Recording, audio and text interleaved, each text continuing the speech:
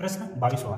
एक नावाडी त्यांची नाव नदीच्या प्रवाहाच्या दिशेने 2 तासात 18 किलोमीटर हाकतो आणि तीच नाव प्रवाहाच्या विरुद्ध दिशेने 2 तासात 10 किलोमीटर हाकतो, तर प्रवाहाचा वेग ताशी किती? बघा मित्रांनो, आता नाव प्रवाहाच्या दिशेने म्हणत आहे आणि नाव प्रवाहाच्या विरुद्ध दिशेने म्हणत आहे. बघा, नाव आपण काय मानू?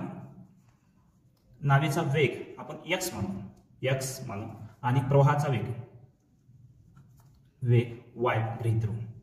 बघा, जेव्हा प्रवाहाच्या दिशेने असेल, काय म्हणणार आहे? प्रवाहाच्या दिशेने असेल तर नाव तर प्रवाहाच्या दिशेने जात असेल तर नावेचा वेग प्लस त्या प्रवाहाचा वेग दोन्ही मिळून काय होत असते? त्याचा वेग ठरत असतो. म्हणजे प्रवाहाच्या दिशेने, आता काय म्हटलेलं आहे? प्रवाहाच्या दिशेने 2 तासात 18 किलोमीटर जाते. तर प्रवाहाच्या दिशेने जात असेल तर एक नावचा वेग आणि दुसरा प्रवाहाचा वेग मिळून काय ठरत असते? त्याचा वेग ठरत असते.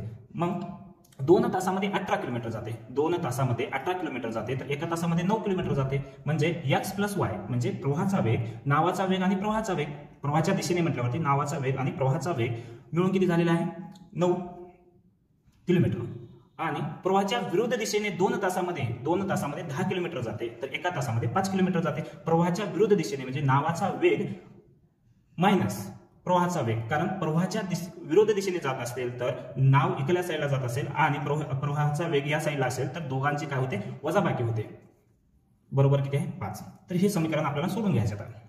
बघा, y मायनस धन y आणि मायनस y हे कटून जातात. x 2x झाले, हे y कटले.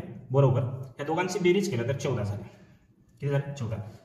7 दोन्ही 14 म्हणजे x बरोबर काय आलेलं आहे? 7 आलेलं आहे. मग आपल्याला विचारले काय? प्रवाहाचा वेग विचारलेला आहे. काय विचारलेला आहे? प्रवाहाचा वेग विचारलेला आहे. तर x बरोबर y बरोबर 9 आहे, तर x ची किंमत ठेवायची. काय करा? x ची किंमत ठेवा. x च्या जागी काय आहे? 7 प्लस y बरोबर 9. मग हे जे प्लस मध्ये आहे ते तिकडे बरोबरीच्या पलीकडे जाणार आहे. 9 मायनस 7 बरोबर y बरोबर किती येणार आहे? 2. म्हणजे प्रवाहाचा वेग किती आहे? 2 किलोमीटर पर आवर्स. 2 किलोमीटर पर आवर्स. 1 तासाला 2 किलोमीटर प्रवाहाच्या विरुद्ध दिशेने जाते. म्हणून पर्याय क्रमांक आपला काय येणार आहे? पर्याय क्रमांक दिलेला नाही. 2 किलोमीटर पर आवर्स हे आपलं उत्तर आहे.